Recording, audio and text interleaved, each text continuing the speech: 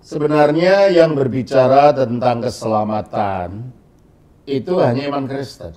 Islam berbicara tentang masuk surga. Iman Kristen mengakui ada yang salah dalam kodrat manusia itu akibat kejatuhan. Dan kodrat ini harus dipulihkan. Dipulihkan dari keberadaan negatif yang membuat orang ini tidak mencapai tujuan di mana dia diciptakan. Manusia diciptakan agar dapat menyatu dengan Allah pada akhirnya. Ikut ambil bagian di dalam kodrat ilahi. Sementara dalam agama Islam, agama ini bukan agama penebusan. Agama ini adalah agama perbuatan baik. Yang perbuatan baik itu, jikalau itu berkenan kepada Allah, diterima nanti, maka surga adalah pahalanya.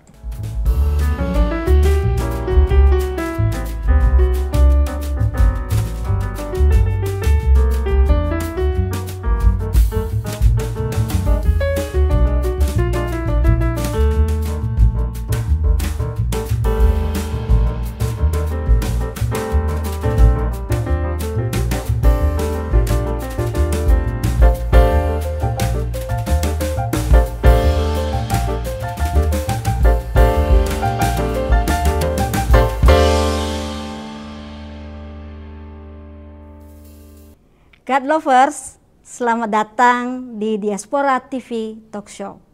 Hari ini kita akan membahas salah satu pertanyaan paling mendasar dalam kehidupan, yakni tentang keselamatan. Topik ini tidak hanya berkaitan dengan apa yang kita percayai, tapi juga dengan siapa kita percaya dan bagaimana kita memahami jalan menuju Tuhan. Dalam perspektif kekristenan, keselamatan dipandang bukan semata hasil usaha manusia, melainkan sebuah rahmat yang dianugerahkan oleh Allah melalui pengorbanan Yesus Kristus di kayu salib. Di sisi lain, dalam beberapa tradisi di luar Kristen, Islam misalnya, keselamatan sering dikaitkan dengan keseimbangan antara amal dan rahmat Allah. Bersama saya, Evangelis Rina sebagai host, dan narasumber kita Romo Episkop Daniel Biantoro, kita akan menggali lebih dalam perbedaan dan kesamaan pandangan mengenai keselamatan. Kita akan mencoba memahami apakah keselamatan itu murni amal perbuatan atau ada kasih karunia yang lebih besar yang mengundang kita untuk mendekatkan diri kepada Tuhan. Namun sebelum kita mulai, saya ajak kita semua untuk berdoa. Kita berdoa. Bapa di surga, terima kasih untuk waktu dan kesempatan yang Engkau berikan bagi kami. Kami akan berdiskusi, berdialog bersama dengan Romo tentang keselamatan. Berikan kami pencerahan yang baru supaya kami semakin mengerti bagaimana yang dimaksud dengan keselamatan itu. Terima kasih, dalam nama Tuhan Yesus kami berdoa. Amin. Amin. God lovers, kami mengingatkan kepada Anda semua untuk like video ini dan memberikan komentar di kolom komentar di bawah video ini. Dan bagi Anda yang baru menemukan channel Diaspora TV, kami ucapkan selamat datang. Dan jangan lupa subscribe dan mohon tekan bel notifikasi. Karena dengan begitu, Anda menjadi orang yang pertama yang akan dikirimkan notifikasi oleh YouTube setiap kali ada konten baru dari kami. Baik Romo, kita akan masuk dalam pertanyaan pertama. Bagaimana konsep keselamatan dalam kekristenan dibandingkan dengan pandangan dalam Islam yang menekankan keseimbangan antara amal dan rahmat Allah? Sebenarnya yang berbicara tentang keselamatan itu hanya iman Kristen. Oh. Kalau Islam tidak berbicara keselamatan, Islam berbicara tentang masuk surga. Ya. Bedanya apa? Bedanya begini, karena dalam iman Kristen itu, iman Kristen mengakui ada yang salah dalam kodrat manusia itu akibat kejatuhan. Oh. Dan kodrat ini harus dipulihkan. Dipulihkan dari keberadaan negatif yang membuat orang ini tidak mencapai tujuan di mana dia diciptakan. Manusia diciptakan agar dapat menyatu dengan Allah pada akhirnya. Ikut ambil bagian di dalam kodrat ilahi. Coba kita baca dalam 2 Petrus pasal 1 ayat 4. Dengan jalan itu, ia telah menganugerahkan kepada kita janji-janji yang berharga dan yang sangat besar, supaya olehnya kamu boleh mengambil bagian dalam kodrat ilahi. Kamu boleh mengambil bagian dalam kodrat ilahi. Jadi kita diciptakan bukan sekedar untuk berbuat baik naik surga. Ya. Tetapi kita diciptakan dari awalnya tujuannya adalah untuk supaya bisa mengambil bagian dalam kodrat ilahi. Sementara dalam Islam tidak ada konsep itu. Oh. Tidak ada konsep manusia mengambil bagian dalam kodrat ilahi. Bahkan dalam kebanyakan kekristenan pun tidak berbicara tentang itu. Tidak berbicara tentang apa yang dikatakan dalam 2 Petrus 1 ayat 4 ini. Ya, dikatakan keselamatan itu apa? Ya, apa masuk surga. Padahal kan bukan itu. Banyak orang Kristen juga berbicara begitu. Ya, pokoknya masuk surga. Padahal Yesus bukan berbicara tentang masuk surga. Hidup kekal. Dan hidup kekal itu penyatuan dengan Kristus. Di mana ada Kristus, disitulah ada keselamatan itu. Coba kita baca dalam Yohanes pasal yang ke-17. Ayatnya yang ke-24. Ya Bapa, aku mau supaya dimanapun aku berada, mereka juga berada bersama-sama dengan aku. Mereka berada bersama-sama dengan aku. Ini keselamatan itu. Tujuannya apa? Mereka yang telah Engkau berikan kepadaku, agar mereka memandang kemuliaanku. Agar mereka memandang kemuliaanku. Jadi bukan sekedar masuk surga, nanti di sana hidup dengan nikmat, makanan-makanan, kawin-mawin, tidak ada itu. Tidak ada konsep itu ya, Romo. Konsep itu dalam iman Kristen tidak ada. Sementara dalam agama Islam, agama ini bukan agama penebusan. Agama ini adalah agama perbuatan baik. Ya, menekankan amal ya, Romo. Menekankan amal perbuatan baik.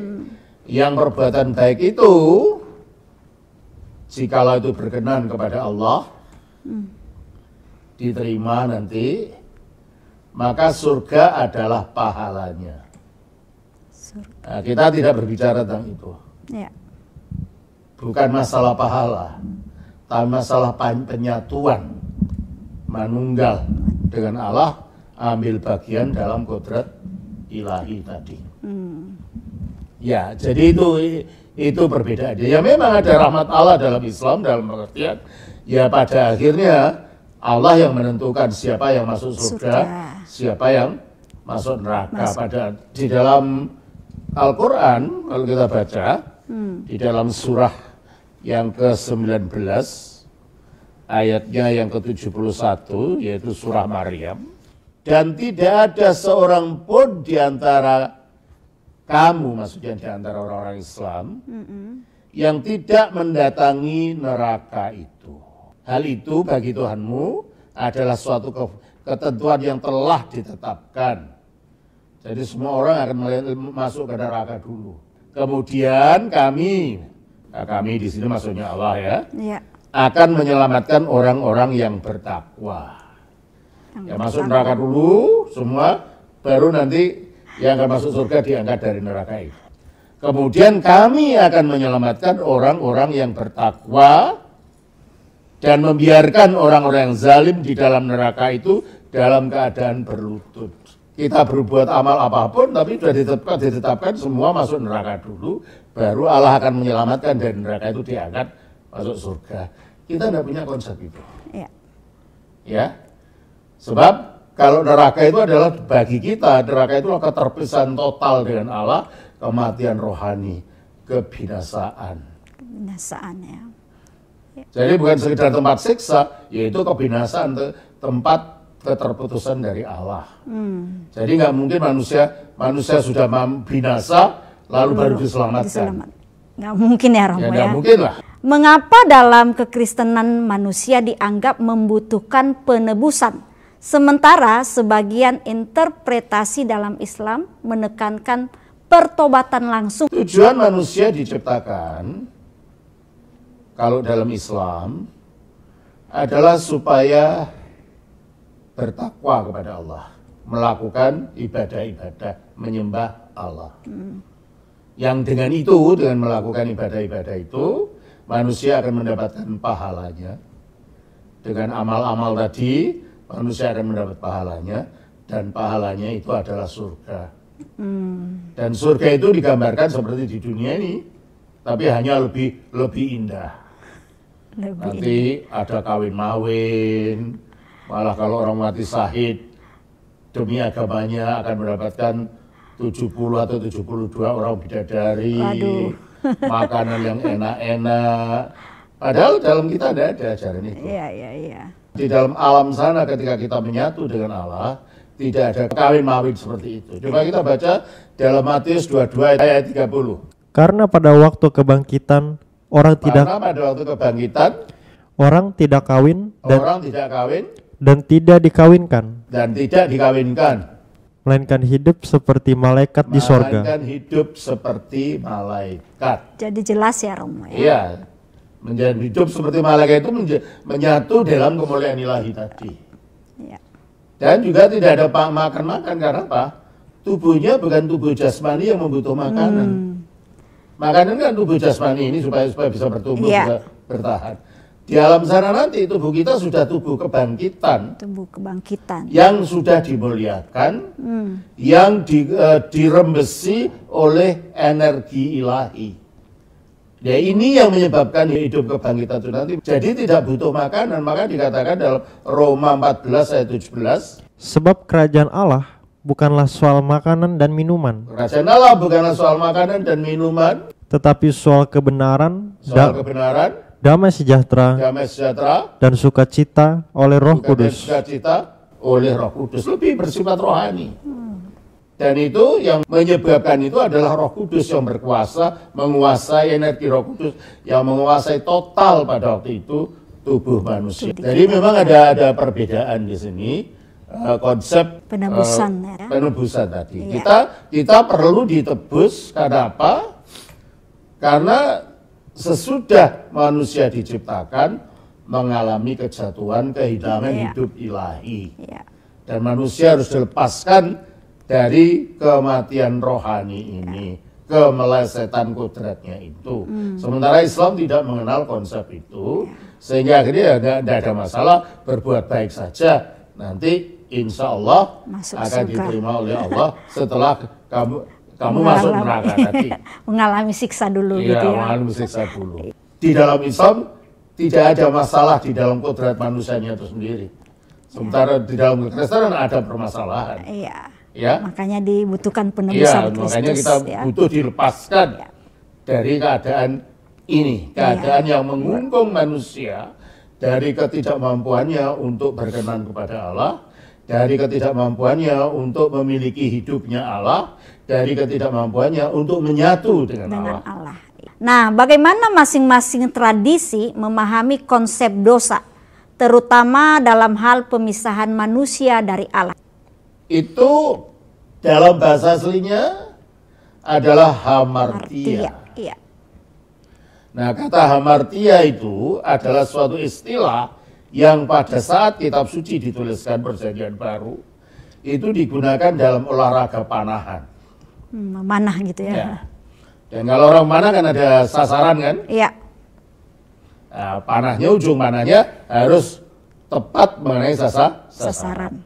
Nah, kalau ujung panahnya itu melenceng dari sasaran, itulah hamartia. Melenceng dari sasaran gitu. Jadi konsep dosa di dalam iman Kristen adalah kemelencengan dari sasaran. Nah, sementara dalam Islam dosa adalah pelanggaran perintah-perintah Allah, pelanggaran hukum-hukum Allah, yang di dalam kodrat manusia sendiri tidak ada kemelencengan apa-apa. Nah, kemelencengan itu kemelencengannya bagaimana? Ya, pada waktu manusia diciptakan, dikatakan dalam kitab Kejadian 1 ayat 26, Berfirmanlah Allah, baiklah kita menjadikan manusia menurut gambar dan rupa kita. Nah, itu, pada waktu manusia diciptakan dikatakan, baiklah kita di sini menunjuk kepada Sang Bapa berbicara kepada firman-Nya atau anaknya Ya. dan rohnya di dalam dirinya yang esa itu. Ya. Jadi kita ini menunjuk kepada Tritunggal.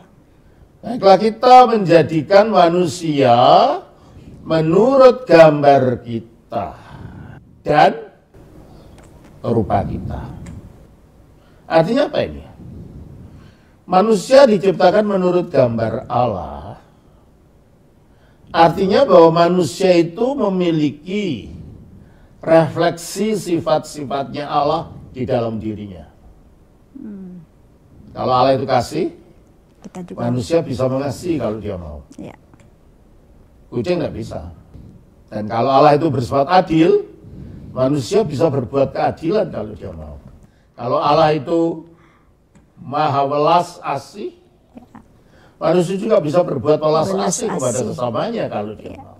Berarti ada sifat-sifat yang dimiliki Allah itu secara relatif diam di dalam manusia. Sehingga manusia itu punya sifat-sifat moral, sifat-sifat akhlak yang mencerminkan sifatnya Allah. Iya. Nah, di samping itu, karena Allah itu kekal, manusia diciptakan bukan untuk mati dari awal, enggak. Iya. Manusia diciptakan untuk hidup abadi. Nah, tujuannya apa? Dari rupa ini yang merupakan refleksi tadi, tujuannya kalau manusia menghidupi sifat moralnya melalui ketaatan, dia bisa naik menuju keadaan permanen, yaitu menjadi rupa Allah. Jadi kalau saya punya foto, ini umpamanya foto saya, Ya. ini wajah saya, mana yang gambar, mana yang rupa. Ini foto saya, ini wajah saya, mana yang gambar, mana yang rupa. Foto itulah gambar saya, wajah ini rupa saya. Rupa. Nah, tujuannya dari gambar supaya menjadi realita yang sebenarnya. Nah, disitulah manusia diciptakan menurut gambar Allah, yaitu mempunyai kemampuan moral, yaitu mempunyai kemampuan untuk taat, yaitu ditetapkan untuk abadi. Tujuannya untuk menjadi permanen, ambil bagian dalam rupa Allah, ambil bagian di dalam kodrat ilahi. Nah, untuk perjalanan dari gambar menuju rupa inilah manusia akan naik derajatnya. Dan itu untuk naik derajatnya perlu ada ujian. Ujiannya adalah ujian ketaatan. Kita baca di dalam Kejadian pasal 2 ayat 16-17. Lalu Tuhan Allah memberi perintah ini kepada manusia. Semua pohon dalam taman ini boleh kau makan buahnya dengan bebas. Tetapi pohon pengetahuan tentang yang baik dan yang jahat itu, janganlah kau makan buahnya. Ya, semua pohon dalam taman ini boleh kau makan buahnya. Bebas kamu, karena manusia diberi kehendak bebas. Ya. Tetapi pohon pengetahuan yang baik dan yang jahat itu jangan kau makan buahnya. Terus? Sebab pada hari engkau memakannya, pastilah engkau mati. Sebab pada hari engkau memakannya, pastilah engkau mati. Ya. Jadi kalau manusia tidak pernah makan, ya tidak pernah mati. Ya. Jadi kematian itu bukan ketetapan dari semula dari Allah, bahwa manusia diciptakan memang untuk nantinya mati. Kematian hanya muncul ketika manusia tidak taat pada perintahnya Allah, ketika melanggar perintah Allah. Barulah kemudian ada kematian. Sebab pada waktu engkau makan, maka engkau akan mati. Dan itulah yang dikatakan di dalam Roma 6 ayat 23. Sebab upah dosa ialah maut. Upah dosa adalah maut. Jadi pada waktu itu akhirnya manusia melanggar. Akhirnya karena manusia melanggar, maka benih kematian masuk dalam dirinya. Dan itulah akibat daripada pelanggaran tadi. Coba kita baca di dalam Kejadian 3 ayat 6. Kejadian 3 ayat 6. Perempuan itu melihat bahwa buah pohon itu baik untuk dimakan dan sedap kelihatannya. Lagi pula pohon itu menarik hati karena memberi pengertian. Lalu ia mengambil dari buahnya. Lalu ia mengambil dari buah itu. Dan dimakannya. Dan dimakannya. Dan diberikannya juga. Dan diberikannya kepada suaminya. Juga kepada suaminya yang bersama-sama dengan dia. Dan suaminya pun mungkin memakannya. Seandainya yang makan itu hanya istrinya saja, mungkin kejadiannya jadi lain. Ya. Karena manusia itu dihitung berasal dari bapaknya. Rina punya nama form enggak? Punya, Pak. Diambil dari siapa, papa atau mama? Papa. Iya. Iya. Iya kan? Iya. Jadi secara budaya, manusia itu adalah keturunan dari ayahnya. Nah, di sini si Adam ini seharusnya melarang istrinya karena dia adalah kepala dari istrinya. Bukan melarang, malah ikut-ikutan. Yang berarti akhirnya kepala kemanusiaan yang awal itu mengalami penyelewengan. Akibatnya adalah meskipun mereka tidak mati pada saat itu, benih kematian sudah masuk. Dan itu dikatakan di dalam Kejadian 3 ayat 19. Kita nggak tahu ya ini buah apa ya. Iya. Ada di gambaran itu apel, nggak ada Alkitab mengatakan apel. Mungkin saja pisang, siapa tahu. Iya, kita Mungkin nggak saja tahu ada ya. buah yang kita belum pernah kenal, siapa tahu. Iya, iya. Yang penting bukan buahnya itu, tapi tindakan melanggar, ini yang penting. Sebab buah ini hanya sebagai simbol ketaatan dan simbol ujian bagi manusia. Kalau dia taat, dia akan permanen melakukan perjalanannya dari gambar menuju rupa. Kalau dia gagal, tidak lulus, dia berhenti. Tidak bisa mencapai permanen menjadi seperti rupa Allah tadi. Iya. Ya, dengan manusia melanggar, apa yang dikatakan? Di dalam Kejadian pasal 3 ayat yang ke-19. Dengan berpeluh engkau akan mencari makananmu sampai engkau kembali lagi menjadi tanah. Karena dari situlah engkau diambil, sebab engkau debu dan engkau akan kembali menjadi debu. Akibatnya engkau debu Ya. kembali menjadi debu. Padahal tadinya engkau debu diciptakan supaya pelan-pelan berkembang untuk ambil bagian dalam kodrat ilahi. Jadi efek daripada kejatuhan ini, manusia mempunyai benih kematian, kehilangan hidup ilahi. Kita baca di dalam Efesus pasal 4 ayat 18. Dan pengertiannya yang gelap, jauh dari hidup persekutuan dengan Allah. Ya. Di dalam bahasa aslinya saya baca demikian. Kata yang diterjemahkan sebagai jauh dari hidup persekutuan dengan Allah itu kurang pas terjemahannya. Saya bacakan dalam bahasa aslinya. Begini bunyinya. Eskotomeni tidiania ondes. Dengan pemikirannya atau angan-angannya menjadi gelap, apilotriomeni terasing atau terputus, tis zois tuteu dari kehidupan Allah. Ya. Jadi manusia karena terputus dari kehidupan Allah akibat pelanggarannya itu, maka manusia mengalami kematian. Bukan fisiknya yang mati awalnya. Rohnya dulu. Rohnya ya. Rohnya yang putus dari kehidupan ilahi, sehingga dikatakan di dalam Efesus pasal 2 ayat 1. Kamu dahulu sudah mati karena pelanggaran-pelanggaran dan dosa-dosamu. Kamu dahulu, kata Rasul Paulus kepada umat di Efesus, sudah mati Padahal mereka orang hidup kan. Ya. Tapi dikatakan kamu dahulu sudah mati. Karena apa? Karena dosa-dosa dan pelanggaran-pelanggaranmu. Ya.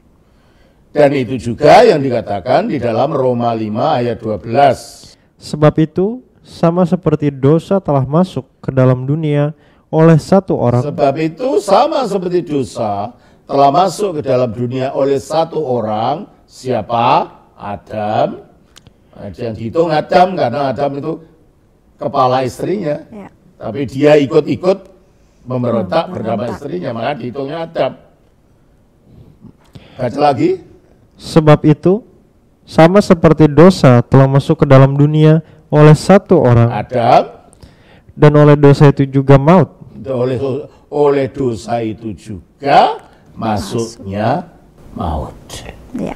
Berarti sekarang manusia melenceng dari sasaran. Tadinya diciptakan untuk abadi dan malah memiliki hidup kekal. Sekarang kehilangan hidup abadi itu, mereka di bawah kematian. Kita semua berada di bawah kematian. Itu yang pertama. Ya. Yang kedua, karena yang menyebabkan manusia memberontak ini adalah tipuan dari iblis. Ya kan? Ya. Dan manusia mendengarkan iblis. Sekarang manusia berada di bawah kekuasaan iblis ini. Sehingga dunia ini dipenuhi dengan kejahatan, macam-macam perang, pembunuhan, ini dan itu. Akibat dunia sudah dikuasai iblis. Dikarenakan manusia yang seharusnya menjadi rajanya ciptaan yang lain. Ya. Itu manusia sekarang menjadi tunduk kepada keberadaan alam ini, kepada Si jahat. kekuatan si jahat ini. 1 Yohanes 5:19. Kita tahu bahwa kita berasal dari Allah, dan bahwa seluruh dunia berada di bawah kuasa si jahat. Kita berasal dari Allah setelah kita percaya pada Yesus. Dan seluruh dunia berada di bawah kuasa si jahat. Makanya banyak kejahatan, perang, nggak intinya di mana-mana. Ya toh? Pembunuhan, penipuan, korupsi, Ya. ya perzinahan, segala macam hal. Segala macam. Karena dunia dikuasai oleh si jahat. Kita pun berada di bawah kuasa ini. Ya. Kita baca dalam Efesus pasal yang kedua, ayat yang kedua. Kamu hidup di dalamnya, Kamu hidup di dalamnya apa? Dalam dosa tadi, terus? karena kamu mengikuti jalan dunia ini. Karena kamu mengikuti jalan dunia ini, padahal dunia ini sudah di bawah kuasa si jahat. Terus? Karena kamu mentaati penguasa kerajaan angkasa. Karena kamu mentaati penguasa kerajaan angkasa, yaitu roh,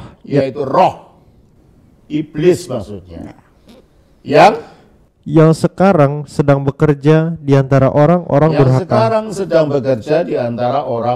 durhaka. Yang menyebabkan manusia berbuat durhaka, berbuat dosa, berbuat pelanggaran adalah provokasi dari iblis ini. Ya. Berarti manusia berada di bawah kuasa kematian, maut, di bawah kuasa dosa, di bawah kuasa iblis. Ya. Nah, inilah keadaan manusia ini yang menyebabkan manusia perlu dilepaskan. Manusia berada di bawah kuasa dosa. Coba kita baca di dalam Roma 7:14. Sebab kita tahu bahwa hukum Taurat adalah rohani, tetapi aku bersifat daging, terjual di bawah kuasa dosa. Terjual di bawah kuasa dosa. Makanya kita lebih mudah berbuat dosa daripada untuk berbuat kekudusan. Kebaikan, ya. Dan sering kita tidak dapat melawan dosa itu yang bekerja melalui hawa nafsu kita di dalam diri kita. Kita berada di bawah kuasa dosa, kita di bawah kuasa kematian, dan kita di bawah kuasa iblis. 3 kekuasaan jahat ini yang memisahkan kita dari Allah. Ya. 3 kekuasaan jahat ini yang membuat kita tidak memiliki hidup kekal itu. Oleh karena itu, manusia perlu dilepaskan dari ketiga hal ini, dari hamartia atau kemelencengan kodrat ini. Ya. Sementara dalam Islam, kejatuhan Adam itu hanya kejatuhan dan tidak mempunyai dampak yang begitu fundamental di dalam kodrat manusia. Oleh karena itu dalam Islam tidak ada konsep penebusan itu. Ya. Mengapa penebusan dosa dalam kekristenan diwujudkan melalui pengorbanan Yesus di salib dibandingkan dengan pendekatan langsung melalui rahmat Allah? Ya begini, karena manusia berada di bawah 3 kekuasaan tadi. Ya. Di bawah dosa, iblis, dan maut. Manusia harus dilepaskan dari kuasa dosa. Butuh ya. Yang dapat mengalahkan dosa itu harus dikalahkan oleh manusia. Ya. Adalah dia yang pada dirinya tidak punya dosa sama sekali. Kalau sesama manusia berdosa, bagaimana bisa melepaskan orang lain yang berdosa? Ya, nggak mungkin ya Romo. Ya. Tidak mungkin. Ya. Nah, kita baca di dalam 1 Yohanes 3 ayat 5. Dan kamu tahu bahwa ia telah menyatakan dirinya supaya ia menghapus segala dosa, dan di dalam dia tidak ada dosa. Dan di dalam dia tidak ada dosa. Ya, di dalam Kristus. Karena Kristus saja yang tidak punya dosa, maka hanya dia yang dapat mengalahkan dosa itu. Kita baca juga di dalam 2 Korintus pasal 5 ayat yang ke-21. Dia yang tidak mengenal dosa. Ia yang tidak mengenal dosa. Selagi sesama manusia berdosa, maka tidak mungkin dia dapat mengalahkan dosa itu sendiri. Nah, Kristus di dalam dia tidak ada dosa. Karena apa? Karena Kristus adalah inkarnasi daripada firman Allah yang maha kudus itu. Sebagai firman Allah yang adalah Allah, tentu tanpa dosa. Oleh karena itu ketika dia menjadi manusia, dia manusia yang tanpa dosa. Oleh karena itu hanya dia yang dapat mengalahkan dosa itu. Ya. Nah, caranya gimana? Dengan penyalipannya. Mengapa dengan penyalipan? Karena dosa itu seperti yang kita lihat, intinya adalah ketidaktaatan. Ya. Nah, kodrat ketidaktaatan itu perlu dikalahkan dengan ketaatan.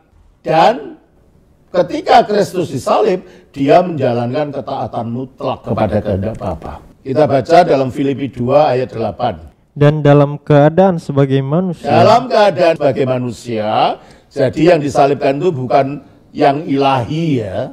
Ya. Yang ilahi tidak bisa disalibkan. Ya. Yang disalibkan adalah keadaannya sebagai manusia. Maka kalau ada ejekan, kok Tuhan disalibkan? Enggak, yang disalibkan bukan Tuhan. Manusianya. Yang disalibkan adalah keadaannya sebagai manusia. Iya. Oke, terus? Dan dalam keadaan sebagai manusia, ia telah merendahkan dirinya. Ia telah merendahkan diri. Dosa itu kesombongan kan awalnya. Ya. Maka harus dilawan dengan perendahan diri. Terus? Dan taat sampai mati. Dan taat sampai mati. Bahkan sampai mati di kayu salib. Sampai mati di atas salib. Jadi matinya di atas salib adalah wujud ketaatan. Dan tubuh Kristus yang digunakan untuk taat itu akhirnya mengalahkan kodrat ketidaktaatan yang ada pada diri manusia. Dengan demikian, melalui penyalibannya, dosa dikalahkan oleh Kristus. Dan itu dikatakan dalam Roma 5 ayat 19. Jadi sama seperti oleh ketidaktaatan satu orang. Siapa? Adam. Di mana? Di Taman Eden. Semua orang telah menjadi orang berdosa. Semua orang telah menjadi orang berdosa. Terus? Demikian pula oleh ketaatan satu orang. Siapa? Yesus Kristus. Kapan? di atas salib, semua orang menjadi orang benar. nah, berarti melalui penyaliban Kristus itu yang wujud ketaatan mutlaknya, maka ketidaktaatan Adam itu telah dikalahkan, sehingga dosa telah dikalahkan, sehingga kemanusiaan dilepaskan, ditebus dari kuasa dosa ini yang tadi mengungkungnya. Ya. Itu pertama. Yang kedua, manusia di bawah kuasa iblis. Siapa yang dapat mengalahkan iblis? Dia yang kekuasaannya lebih tinggi dari iblis. Nah, siapa yang kekuasaannya lebih tinggi dari iblis? Ya Allah sendiri. Iya. Allah sendiri yang menciptakan iblis melalui firman-Nya. Maka firman ini lebih berkuasa dari iblis. Coba kita baca di dalam Kolose 1 ayat 15-16.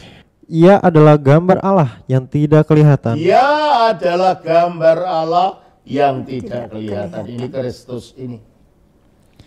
Terus Yang sulung yang paling mulia maksudnya, lebih utama dari segala yang diciptakan. lebih utama dari segala yang diciptakan. Karena apa?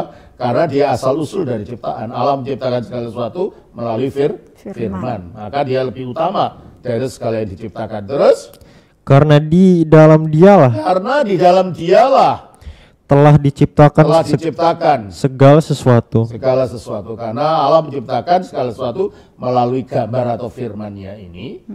Terus Yang ada di sorga yang ada di surga, dan yang ada di bumi, ya maupun yang ada di bumi.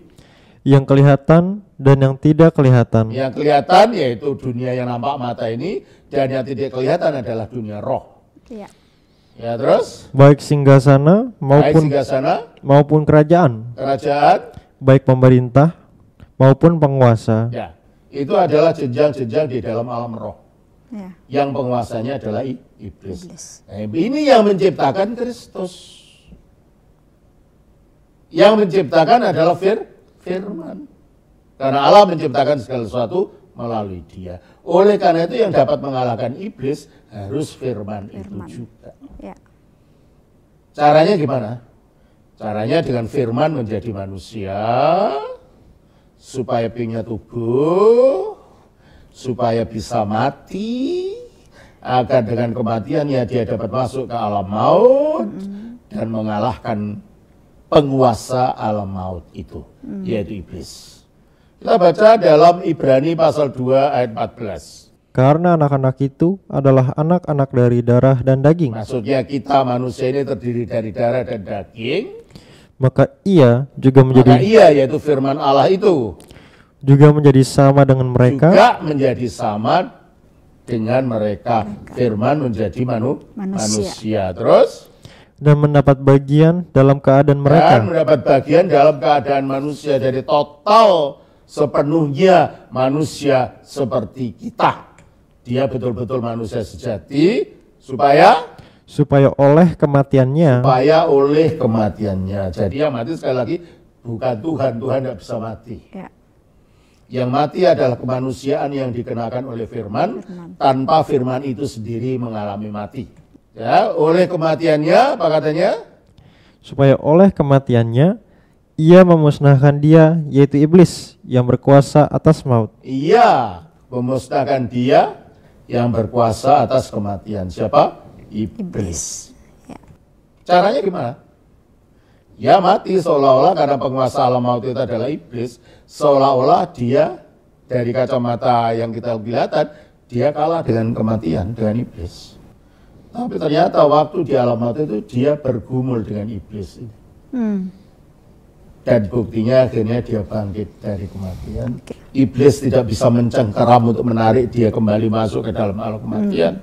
Iblis sudah tidak mampu untuk mencengkeram Yesus di alam kematian. Berarti iblis telah dikalahkan oleh Yesus melalui kematiannya ini. Ya. Dengan demikian kodrat kematian yang ada pada manusia telah dikalahkan oleh Yesus melalui penguburannya. Dosa dikalahkan melalui penyalipannya. Iblis dikalahkan melalui penguburannya. Ya. kematian dikalahkan oleh kebangkitannya.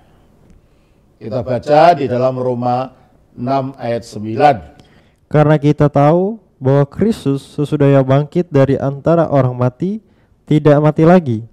Maut tidak berkuasa lagi atas dia. Maut tidak berkuasa lagi atas dia sesudah kebangkitannya ini. Sehingga dengan demikian maut dikalahkan. Jadi hal-hal yang membuat melencengnya manusia, dosa, iblis, dan maut telah dikalahkan oleh Yesus Kristus melalui penyalipannya yang mengalahkan dosa, melalui penguburannya yang mengalahkan iblis, melalui kebangkitannya yang mengalahkan kematian. Mengapa dia bisa begitu? Karena dia adalah firman-Nya Allah sendiri. Iya. Kita lanjut ya. Iya. Apa makna teologis dari pernyataan Yesus di kayu salib sudah selesai seperti yang terdapat di Yohanes 19 ayat 30 bagi konsep penghapusan dosa menurut kekristenan? Terima kasih. Yesus mengatakan kepada wanita Samaria di dalam Yohanes 4 ayat 34. Kata Yesus kepada mereka, makananku ialah melakukan kehendak Dia yang mengutus aku dan menyelesaikan pekerjaannya. Ya. Jadi Tuhan Yesus datang untuk menyelesaikan pekerjaan yang ditugaskan oleh Bapaknya untuk dilakukan. Dan dia juga mengatakan dalam Yohanes 17 ayat 4. Aku telah mempermuliakan engkau di bumi dengan cara menyelesaikan pekerjaan yang engkau berikan kepadaku untuk melakukannya. Aku telah mempermuliakan engkau di bumi dengan jalan menyelesaikan pekerjaan yang kau berikan kepadaku untuk melakukan. Nah, kapan pekerjaan itu selesai? Dan itu pekerjaan apa? Ya. Pekerjaan penebusan manusia. Selesainya ya ketika dia disalib. Disalib. Ya. Makanya dikatakan di dalam Yohanes 19 ayat 30. Sesudah Yesus meminum anggur asam itu, berkatalah ia, sudah selesai. Sudah selesai pekerjaannya. Maka dia mengatakan sudah Selesai. Karena apa? Sebentar lagi dia akan bangkit dan naik ke surga. Sudah selesai tugasnya untuk melepaskan kodrat kemanusiaan ini dari kekuatan kemelencengan kodrat tadi. Makanya dikatakan di dalam Ibrani 1 ayat 3. Ia adalah cahaya kemuliaan Allah dan gambar wujud Allah dan menopang segala yang ada dengan firman-Nya yang penuh kekuasaan. Terus? Dan setelah ia selesai mengadakan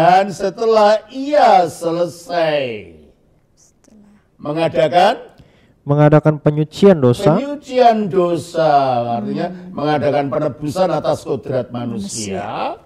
Ia duduk di sebelah kanan. Ia duduk di sebelah kanan Allah. Berarti kalau itu sudah selesai penyalipan, kebangkitan, duduk di sebelah kanan Allah. Berarti kalau begitu, dia mengatakan sudah selesai karena dengan penyalipannya itu 3 hal tadi telah tercapai. Melepaskan kodrat manusia dari dosa, yaitu ketidaktaatan. Melepaskan kodrat manusia dari cengkeraman iblis, yaitu melalui penguburannya. Melepaskan kodrat manusia dari kematian, melalui kebangkitannya. Jadi yang dihapuskan dulu adalah kuasa dosa itu dalam kodrat manusia. Jadi tidak berarti kalau begitu bahwa sekarang mentang-mentang Yesus sudah mati, saya bebas berbuat dosa. Bukan. Kamu dilepaskan dari dosa supaya bebas untuk tidak berbuat dosa. Supaya tidak berbuat dosa ya. Itu tujuannya, bukan bebas berbuat dosa kan. Kadang-kadang diejek, enak dong dosanya ditebus, berdosa terus, kan sudah ditebus. Bukan. Yang ditebus itu kodratnya. Ya. Kodratnya yang dikuasai oleh dosa, iblis, dan kematian. Tujuannya dibebaskan agar dapat melakukan sesuatu yang berkenan kepada Allah. Coba kita baca dalam Galatia pasal 5 ayat 13. Saudara-saudara, memang kamu telah dipanggil untuk merdeka. Kamu memang dipanggil untuk merdeka. Yaitu bebas maksudnya. Tetapi janganlah kamu mempergunakan kemerdekaan itu sebagai kesempatan untuk kehidupan dalam dosa. Kemerdekaan itu bukan sebagai kesempatan untuk kehidupan dalam dosa. Terus?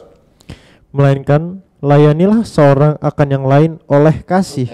Tetapi agar menjalankan sesuatu yang berkenan kepada Allah di dalam kasih. Ya. Jadi penebusan itu jangan disalah mengerti ya. Ya karena aku sudah ditebus berarti terserah aku mau berbuat apa. Bukan. Penebusan itu adalah kodratmu itu dilepaskan dari kekuatan jahat yang membuat kamu selalu berbuat dosa agar kamu terbebas untuk dapat berbuat kebenaran yang sesuai dengan kehendak Allah. Penghapusan dosa ini harus dimengerti betul. Yang dihapus itu adalah kekuatan 3 hal tadi. Dihapus melalui penyalipan, melalui penguburan, dan melalui kebangkitan Yesus Kristus. Baik Romo, kita lanjut. Bagaimana cara kita menjelaskan konsep darah sebagai simbol penebusan dosa dalam konteks kekristenan? Dan bagaimana hal ini dibandingkan dengan tradisi kurban dalam Islam? Oke, terima kasih. Latar belakang tentang teologi darah ini itu berasal dari korban-korban dalam Perjanjian Lama. Kita lihat kalau kita baca Perjanjian Lama di dalam kitab Imamat terutama, semua upacara Israel itu berdasarkan korban. Dari Imamat 1 sampai 7 itu ada 5 macam korban yang diberitakan Allah untuk dilakukan oleh bangsa Israel. Di samping itu ada korban hari raya Paskah yang tertulis dalam Keluaran 12:13 dan korban hari raya pendamaian yang tertulis di dalam Imamat 16. Ya, semuanya tidak ada korban, tidak ada upacara Israel yang tanpa ada pengorbanan pencurahan darah. Sehingga di dalam kitab Ibrani 9 ayat 22, dan hampir segala sesuatu disucikan menurut hukum Taurat dengan darah. Hampir segala sesuatu disucikan dalam hukum Taurat dengan darah. Terus? Dan tanpa penumpahan darah tidak ada pengampunan. Dan tanpa penumpahan darah tidak ada penghapusan dosa. Ini latar belakangnya. Mengapa begitu? Karena dalam Imamat 17 ayat 10 dikatakan, setiap orang dari bangsa Israel dan dari orang asing yang tinggal di tengah-tengah mereka, yang makan darah apapun juga, aku sendiri akan menentang dia dan melenyapkan dia dari tengah-tengah bangsanya. Orang Israel tidak boleh makan darah apapun karena nyawa makhluk ada di dalam darahnya. Karena nyawa makhluk ada dalam darahnya. Maksudnya kalau orang kehilangan darah ya mati. Itu maksudnya. Selama darahnya masih ada ya dia tetap hidup. Maka dia kata nyawa makhluk ada dalam darahnya. Terus? Dan aku telah memberikan darah itu kepadamu di atas mezbah. Nah, darah itu sangat penting bagi Israel. Karena itu diberikan di atas mezbah. Untuk apa? Untuk mengadakan pendamaian bagi nyawamu. Untuk mengadakan perdamaian. Maka jangan dimakan. Orang Israel ini ya. Bukan berita untuk orang Kristen. Ini orang Israel. Jangan dimakan darah itu. Karena apa? Darah itu sesuatu yang ditetapkan oleh Allah untuk menjadi korban di atas mezbah bagi penebusan dosa. Loh, konsepnya gimana kok darah bagi penebusan dosa itu? Konsepnya begini, Allah itu punya 2 sifat terutama yang kelihatannya sepintas kontradiksi. Sifat kasih sama sifat adil. Sifat kasih menghendaki dosa segede gunung pun harus diampuni. Ya? Sifat adil menghendaki dosa sekecil debu pun harus dikejar biarpun sampai ke lubang semut. Nah, gimana ini? Yang satunya menghendaki pengampunan total, yang satunya menghendaki penghukuman total. Gimana caranya? Maka Allah membuat cara melalui korban. Nah, kata korban itu dalam bahasa Indonesia diambil dari bahasa Arab, tapi itu sendiri juga ada dalam bahasa Ibrani. Korban dari kata karab. Karab itu mendekat. Jadi korban itu alat pendekatan, alat yang mendekatkan, yang tadinya oleh dosa manusia terpisah dari Allah, melalui korban manusia didekatkan lagi kepada Allah. Kenapa? Pada waktu manusia Israel berdosa, mereka diperintahkan untuk membawa korban kepada imam bagi dosa-dosanya ini. Nah, sebelum binatang itu disembelih, orang yang berdosa itu menumpangkan tangan kepada kepala korban. Dengan demikian, dosa-dosanya seolah-olah diidentikan dengan binatang ini. Sehingga binatang ini mewakili orang yang berdosa ini. Sehingga ketika binatang ini disembelih, darahnya tercurah, maka orang itu sendiri seperti yang telah dihukum, orang itu sendiri yang telah diadili dengan mencurahkan darahnya. Sehingga dengan demikian, si orang yang berdosa ini tidak perlu dibunuh langsung karena pembunuhannya melalui binatang. Iya. Jadi ini bukan Allah yang haus darah, enggak. Ini cara Allah untuk menjembatani sifatnya yang kelihatannya bertentangan itu. Melalui korban akhirnya manusia itu menerima pengampunan tanpa ada lagi ancaman hukuman akibat dosanya. Korban ini akhirnya digenapi oleh Yesus Kristus. Ya. Dengan dia mati di atas salib. Coba kita baca di dalam Markus pasal 10 ayatnya 45. Karena anak manusia juga datang bukan untuk dilayani. Karena anak manusia, itulah gelarnya sebagai Mesias. Ya. Datang bukan untuk dilayani. Bukan untuk dilayani. Bukan menjadi bos maksudnya. Ya. Melainkan untuk melayani. Untuk melayani artinya menjadi hamba. Dan untuk memberikan nyawanya. Menjadi tebusan bagi banyak orang. Dengan jalan apa dia memberikan nyawanya? Dengan darahnya tercurah di atas salib. Jadi dengan demikian sama prinsipnya. Sebagaimana darah binatang dalam perjanjian lama itu yang membuat orang Israel tak lagi dihukum akibat dosanya. Sebab keadilan Allah telah dilaksanakan melalui kematian binatang. Demikianlah maka dengan kematian Yesus Kristus, maka dia telah menjadi korban bagi kita supaya kita dekat dengan Allah.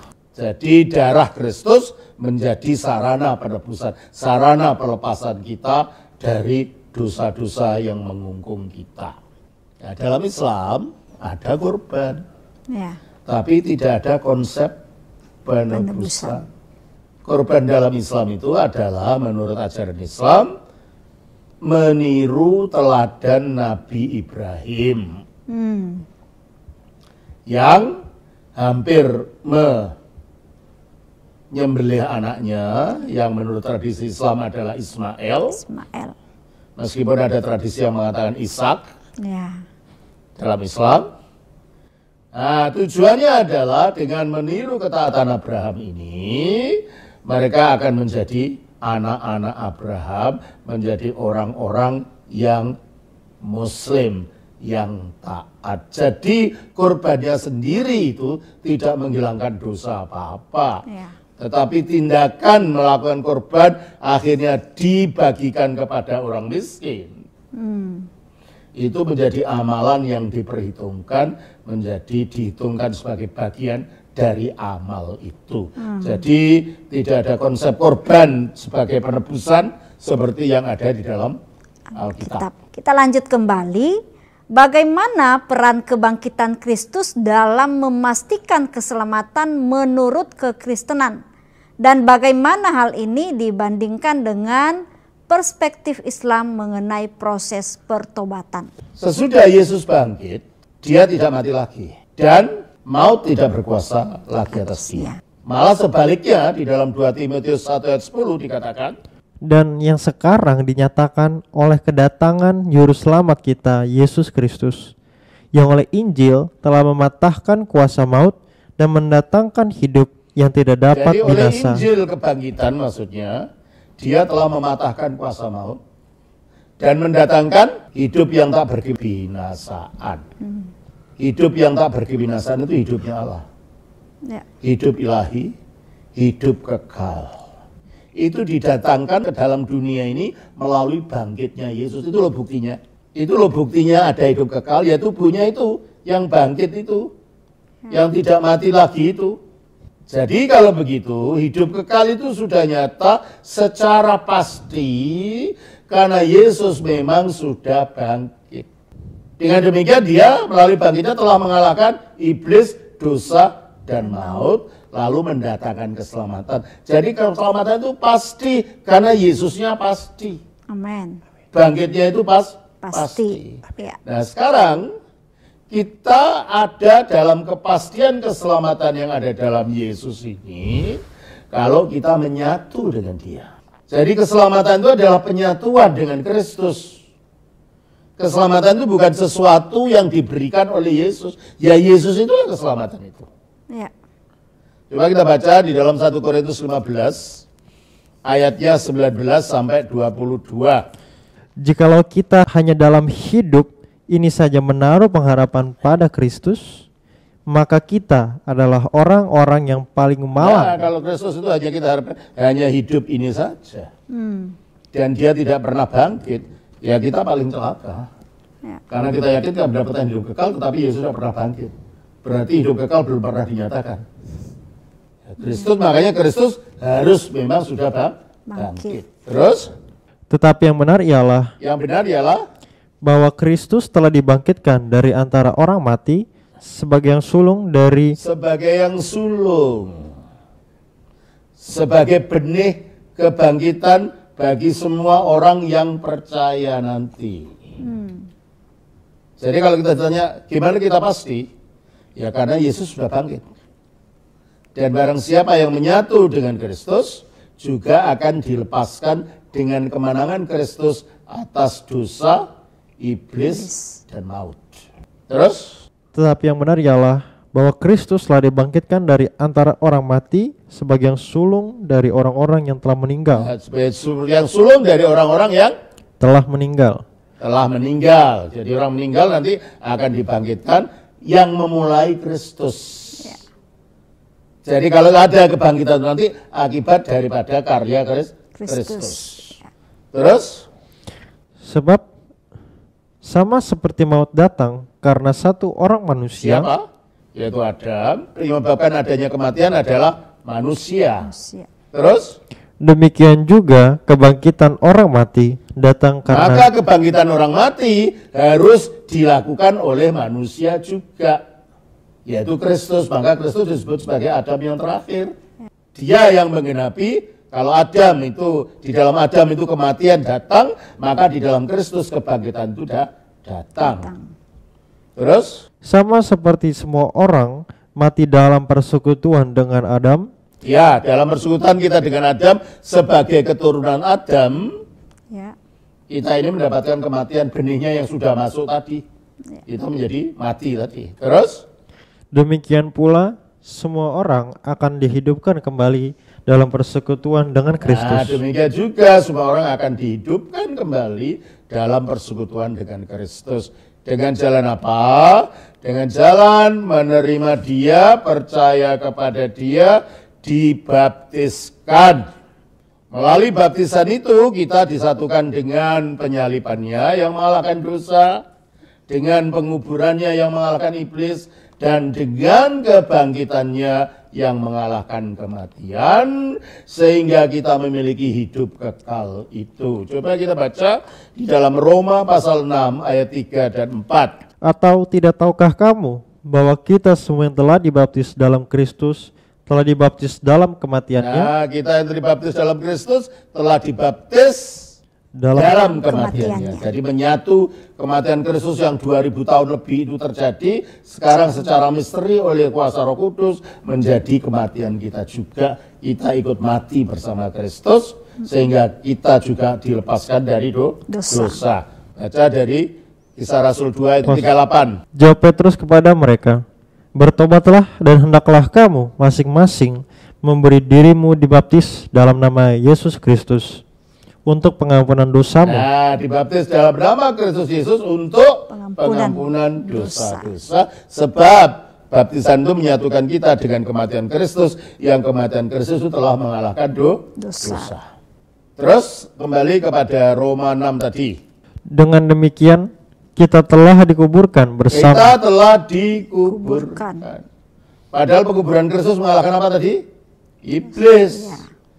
Demikianlah kita juga dilepaskan dari iblis karena menyatu pada kemenangan Kristus atas iblis.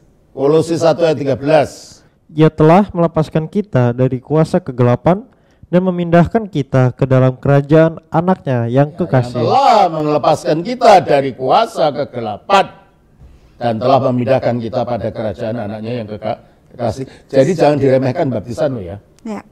Karena itu jalannya menyatu dengan Kristus. Lanjutkan lagi di dalam Roma 6 tadi ayat 4. Supaya sama seperti Kristus telah dibangkitkan dari antara orang mati oleh kemuliaan Bapa, demikian juga kita akan hidup dalam hidup yang baru. Demikian juga kita akan hidup dalam kebaharuan hidup. Itu seharusnya terjemahnya begitu. Kenapa?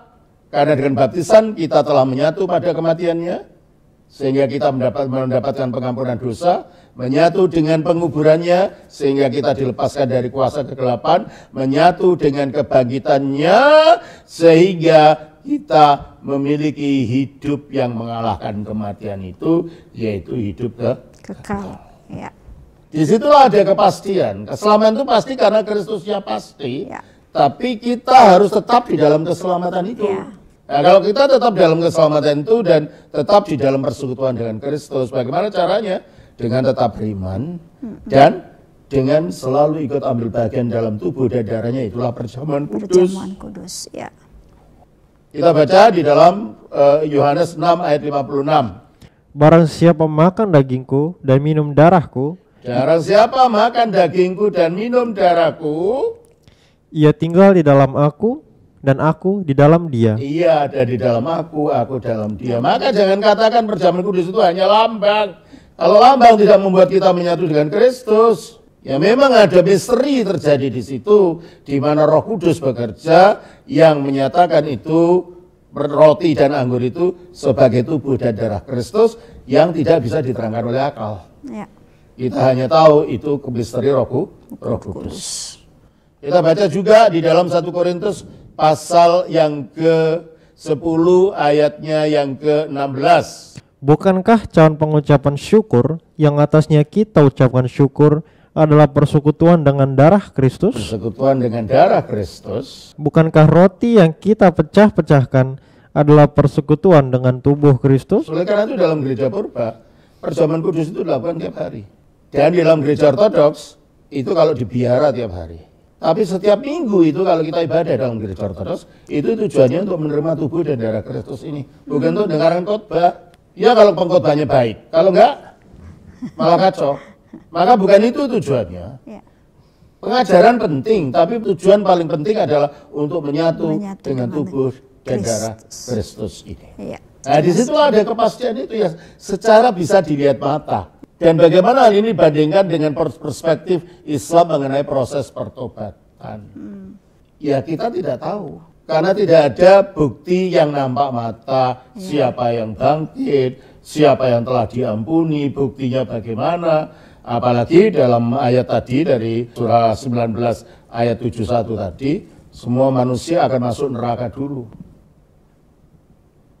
Jadi memang tidak bisa dibandingkan duanya. Duanya itu berbeda. Kita lanjut lagi. Apakah terdapat paralel antara konsep keselamatan melalui iman dan perbuatan dalam kekristenan dengan konsep amal soleh dalam Islam? Ada paralelnya nggak, Romo? Paralelnya hanya perbuatan baiknya saja. Tapi prinsipnya beda. Di dalam Islam, orang berbuat saleh, beramal saleh, supaya mendapat pahala masuk surga. Dalam iman Kristen, orang berbuat kebaikan, ketaatan, mencapai kekudusan karena telah menerima penebusan. Ya, jadi konsepnya beda ya. Konsepnya beda. Ya. Jadi kalau dalam Islam perbuatan baik itu sarana untuk mencapai surga. Surga. Dalam iman Kristen, perbuatan baik adalah akibat dari telah menerima keselamatan oleh korban Kristus di atas salib. Ya, jelas. Dan Sangat kita jelas. diciptakan baru sehingga kita dapat melakukan perbuatan yang baik karena kita dibebaskan dari kuasa dosa yang telah mengungkung kita tadi. Iya. Coba kita baca dalam Efesus pasal 2 ayat 8 sampai 10. Sebab karena kasih karunia kamu diselamatkan oleh iman. Itu bukan hasil usahamu, tetapi pemberian Allah. Iya. Kasih karunia yang membuat Yesus turun ke dunia bukan karena kita puasa. Yang membuat Kristus turun ke dunia bukan karena kita memberikan perpuluhan miliaran. Yang membuat Kristus ke dunia untuk mati bagi kita itu bukan karena tindakan apapun dari pihak kita, tapi semata-mata karena kasih karunia Allah. Amin. Dan kita menerimanya dengan iman. Terus? Itu bukan hasil pekerjaanmu. Itu bukan hasil pekerjaan kita. Memang kita yang membuat Yesus disalib dan bangkit, bukan kan? Enggak. Ya pekerjaan dia sendiri, itu pemberian Allah. Dan kita terima itu sebagai kasih karunia. Jadi rahmatnya jelas. Ya. Menerima Kristus, menerima korbannya, menerima apa yang dilakukan bagi penebusan kita. Di situ kita diciptakan jadi manusia baru. Iya. Terus? Itu bukan hasil pekerjaanmu. Jangan ada orang yang memegahkan diri. Karena kita ini buatan Allah. Kita buatan Allah. Diciptakan dalam Kristus Yesus. Diciptakan baru dalam Kristus Yesus yang telah mati, disalibkan, dikuburkan, mati, dan bangkit lagi. Itu kita diciptakan jadi baru yang terjadinya dimulai melalui baptisan. Tapi ingat, baptisan bukan magic ya. Bim salah bim lalu jadi indah. Baptisan itu awal di mana kita diberi kekuatan itu. Kita diberi benih ilahi itu, 1 Yohanes 3 ayat 9, supaya kita bertumbuh. Nah, bertumbuhnya ini juga pertolongan dari Roh Kudus, sehingga kita dapat melakukan segala macam pekerjaan baik. Terus kan? Kita ini buatan Allah, diciptakan dalam Kristus Yesus untuk melakukan pekerjaan baik. Nah, diciptakan baru dulu, baru perbuatan baik. Ya, jadi perbuatan baik itu bukan landasan keselamatan itu sendiri, tetapi akibat kita telah diselamatkan di dalam Yesus Kristus. Iya. Nah, bagaimana menanggapi pandangan bahwa menjadi orang baik saja sudah cukup untuk memperoleh rahmat Allah? Lalu bagaimana dengan dosa, iblis, dan kematian dalam dirimu? Memang perbuatan baikmu bisa melepaskan kamu dari dosa. Perbuatan baikmu bisa membuat kamu terlepas dari gunggungan iblis. Perbuatan baikmu bisa melepaskan kamu dari kuasa kematian. Tidak. Makanya dalam iman Kristen, perbuatan baik itu buah dari kita telah menerima penebusan. Baik. Yes. Apakah keselamatan dalam kekristenan dipahami sebagai suatu jaminan mutlak, ataukah dapat hilang jika seseorang berpaling dari iman? Baca di dalam Ibrani pasal yang ke-6 ayat 4 sampai 6. Sebab mereka yang pernah diterangi hatinya, yang pernah mengecap karunia sorgawi, dan yang pernah mendapat bagian dalam Roh Kudus, dan yang mengecap firman yang baik dari Allah dan karunia-karunia dunia yang akan datang. Maksudnya orang yang beriman, pernah beriman. Terus? Namun yang murtad lagi. Lalu namun dia murtad lagi. Tidak mungkin dibaharui sekali lagi. Tidak mungkin dibaharui. Jadi keselamatannya sendiri yaitu Yesus tidak bisa hilang. Kita yang bisa menghilangkan diri dari situ. Manusianya kita. Iya, karena kita punya kehendak bebas untuk memilih untuk taat atau tidak taat. Jadi keselamatan sendiri nggak bisa hilang, permanen di dalam Yesus. Ya. Asal kamu tetap di dalam Yesus, pasti mutlak ada jaminannya. Tapi kalau kamu menyeleweng dan kamu murtad, kamu tinggalkan Kristus, dari mana kamu mendapatkan penebusan itu? Ya. Nah, bagaimana penebusan Kristus dipahami sebagai mencakup seluruh dosa manusia tanpa mengurangi tanggung jawab moral masing-masing individu? Karena penebusan Kristus itu adalah melepaskan kemanusiaan kita ini loh, yang sudah melenceng dari sasaran. Itu yang dilepaskan. Dan kalau kita menyatu dengan Yesus, kita menerima kuasa energinya Allah di dalam kita yang memperbarui diri kita. Tapi setelah itu diterima, awalnya hanya benih, makanya perlu bertumbuh. Ya. Coba kita baca dari 1 Yohanes 3 ayat 9. Setiap orang yang lahir dari Allah tidak berbuat dosa lagi, sebab benih ilahi tetap ada di dalam Benih dia. ilahi ada padanya. Namanya benih harus bertumbuh. Ya. Makanya meskipun kita sudah menerima keselamatan itu, dalam wujud benih, perlu bertumbuh. Tumbuh. Perlu tetap dikerjakan. Perlu tetap diolah keselamatan itu. Kita baca Filipi pasal 2 ayatnya 12 dan 13. Hai saudara-saudaraku yang kekasih, kamu senantiasa taat. Karena itu tetaplah kerjakan keselamatanmu Tetaplah kerjakan keselamatanmu dengan takut dan gentar. Oke. Jadi mengerjakan keselamatan itu bukan berarti melalui pekerjaan itu kita selamat, bukan. Keselamatan yang sudah ada dalam bentuk benih tadi harus dikerjakan, harus diolah, harus dikembangkan, harus ditumbuhkan. Dan disitulah tanggung jawab moral itu nanti muncul. Itu pun meskipun kita melakukan perbuatan-perbuatan baik itu pun yang berkarya di dalam kita adalah kasih karunia Allah.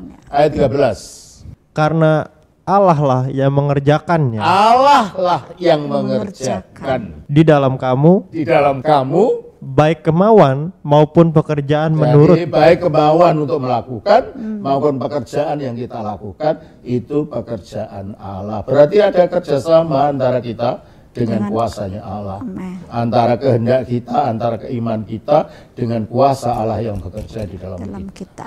Oleh karena itu, nanti ada hari pengadilan, kita semua akan diadili. Kenapa? Dikatakan di dalam di Ibrani 4 ayat 13. Dan tidak ada suatu makhluk pun yang tersembunyi di hadapannya, sebab segala sesuatu telanjang dan terbuka di depan mata Dia, yang kepadanya kita harus memberikan pertanggungan jawab. Kepadanya kita harus memberikan pertanggungan jawab. Nah, kalau orang beriman itu apa? Dihakimi, Romo. Dihakimi untuk menentukan tinggi rendahnya derajat kemuliaan yang harus diterima. Tetap kita akan dihakimi. Tapi bukan pengadilan untuk menentukan selamat atau tidaknya. Ya. Bagi orang yang sudah dalam Kristus, menentukan derajat kemuliaan yang akan diterima. Derajat kemuliaan. Kita baca di dalam 2 Korintus 5 ayat 10. Sebab kita semua harus menghadap takhta pengadilan Kita Kristus. semua harus menghadap tahta kasih karunia. pengadilan Kristus, terus supaya setiap orang memperoleh supaya setiap orang. Jadi kita tidak bisa bergantung pada orang lain, masing-masing harus menanggung tanggungannya sendiri. Ya. Itulah tanggung jawab moral itu. Ya. Terus supaya setiap orang memperoleh apa yang patut diterimanya sesuai dengan yang dilakukannya dalam hidupnya ini, baik ataupun jahat. baik maupun jahat. Kita lanjut ya Romo. Bagaimana konsep kasih Allah yang tanpa syarat dalam kekristenan dibandingkan dengan pandangan Islam tentang sifat Allah sebagai Maha Pengampun? Jadi kalau dalam konsep kekristenan kasih Allah tanpa syarat itu dengan jalan kita dalam keadaan berdosa itu Kristus datang mati untuk kita. Jadi bukan karena amal kita diterima, tetapi karena kasih karunia-Nya yang memberikan anaknya sampai mati untuk kita. Di dalam Islam pengampunan itu tergantung kepada orang itu pertobatan, tapi pertobatan yang landasannya kita nggak tahu apa. Hanya sifatnya Allah. Lalu didasarkan atas apa?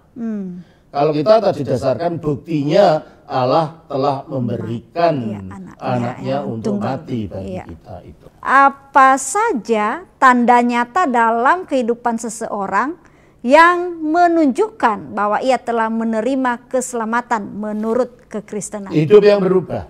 Berubah ya, ada perubahan. Ada perubahan dalam kehidupannya, mengalami kehidupan baru, mencintai Allah, menunjukkan cinta kasih kepada sesamanya, dan itu semua. Orang-orang sekitar bisa melihat ya. Dan hidup dalam ada keinginan, kerinduan untuk mencari kebenaran, kerinduan untuk mengejar kekudusan.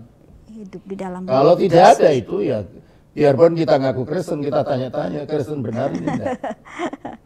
Teladan, ya. Bagaimana peran komunitas gereja dalam menjaga iman dan mengajarkan keselamatan yang dapat dibandingkan dengan peran masjid dalam mengedukasi umat tentang nilai-nilai kebaikan? Ya, melalui pengajaran dari firman Tuhan yang benar. Ya semacam ini ya. Dari muda sampai tua Belajar, diberikan dia pelajaran dan praktek-praktek cinta kasih. Mungkin anak-anak diajak untuk ke rumah yatim piatu supaya terbersit dalam hatinya nanti kalau dewasa, pentingnya menolong orang miskin. Diajar seperti itu. Jadi sebenarnya ini adalah semacam memang pendidikan yang terus-menerus di dalam kehidupan. Gereja yang tidak mengajarkan hal itu, gereja itu akan gagal. Jadi ada pemuritan-pemuritan, ada semacam pelatihan-pelatihan, pengajaran-pengajaran yang rutin dan konstan. Sehingga menciptakan watak dan jiwa kekristenan itu di dalam diri masing-masing anggotanya. Jadi harus terus-menerus diajar. Terus-menerus dan juga keterlibatan dalam masalah sosial, dalam masalah kemasyarakatan, ya semuanya itu. Itu lebih bersifat pada praktis ya, praktek praktis yang banyak, yang memang banyak dilakukan oleh gereja-gereja. Apa pesan utama tentang keselamatan yang bisa menjadi titik temu untuk dialog harmonis antara umat Kristen dan umat Muslim?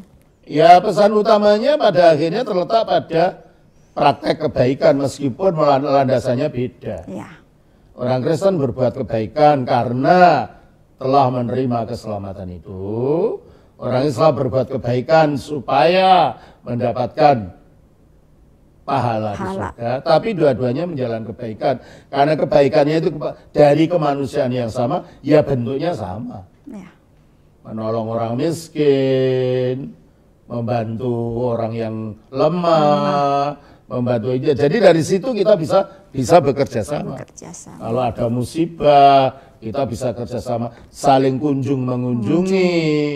Yang Muslim berkunjung ke gereja untuk melihat bagaimana yang dilakukan orang gereja, yang gereja berkunjung ke orang Muslim untuk ya melihat apa yang dilakukan di sana dan saling menyapa. Makanya tren yang mengatakan yang Muslim tidak boleh mengucapkan Natal meskipun orang Kristen, tidak masalah tidak diucapin Natal, itu menjadikan hubungan harmoni jadi retak. Padahal tidak mungkin lah hanya dengan mengucapkan Selamat Natal lalu orang itu menjadi Kristen, kan tidak mungkin. Saya merayakan Imlek, tapi kan saya tidak langsung pergi ke kelenteng, enggak kan? Ya. Jadi mengucapkan itu sendiri hanya proforma sosial untuk hubungan harmonis di masyarakat, bukan masalah keimanan. Apalagi dimengerti bahwa kalau mengucapkan Selamat Natal nanti aku melakukan 3 kesalahan, artinya aku mempercayai bahwa Allah punya anak melalui Maria. Bukan itu, Natal itu bukan itu. Dan Yesus disebut anak Allah bukan karena dia baru lahir dari Maria, seolah-olah Maria itu istrinya Allah. Yesus disebut anak Allah karena dia firman-Nya Allah yang sudah ada sejak kekal, yang melalui anak ini Allah menciptakan dunia. Sebelum ada manusia Maria melahirkan bayi namanya Yesus. Jadi anak Allah tidak menunjuk kelahiran Yesus dari Maria tanpa bapak. Karena dia sudah disebut anak Allah sebelum ada dunia. Coba kita baca di dalam Ibrani pasal yang ke-1 ayat 2. Maka pada zaman akhir ini Ia telah berbicara kepada kita dengan perantaraan anaknya. Dengan perantaraan anaknya. Yang telah Ia tetapkan sebagai yang berhak menerima segala yang ada. Oleh Dia, oleh anak ini, Allah telah menjadikan alam semesta. Allah telah menjadikan alam semesta. Jadi Yesus disebut anak Allah bukan karena akibat lahir dari Maria tanpa bapa. Jadi menyebut Yesus sebagai menyatakan Natal, mengucapkan Natal, ya lalu disalahpahami seolah-olah nanti menyetujui orang Kristen Allah punya anak karena akibat perkawinan Allah dengan Maria. Itu sama sekali bukan ajaran Kristen. Orang Kristen akan menolak ajaran semacam itu. Dan Yesus disebut anak Allah bukan akibat lahirnya tanpa bapak.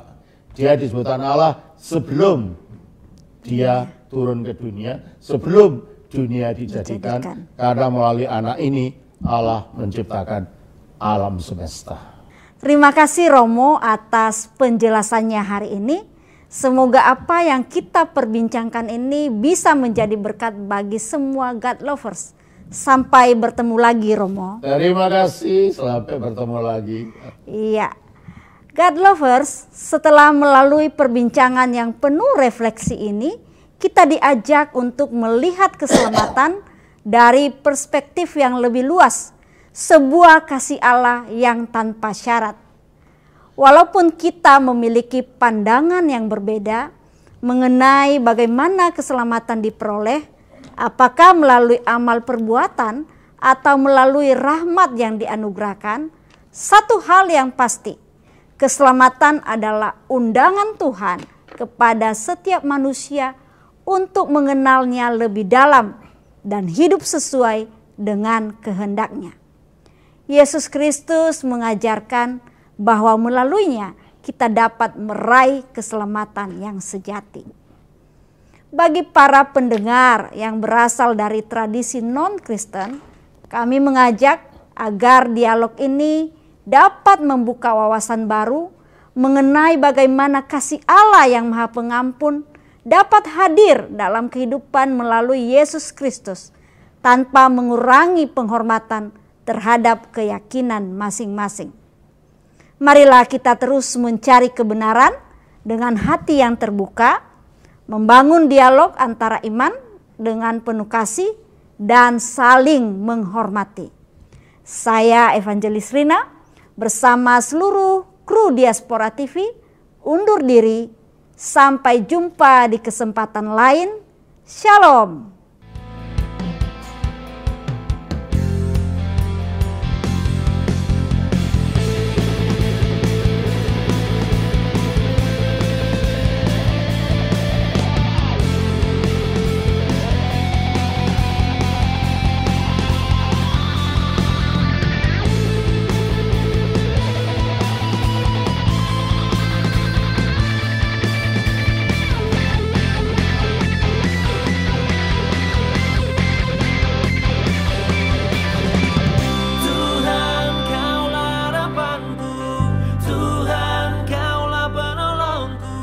Takkan pernah kau biarkan aman selalu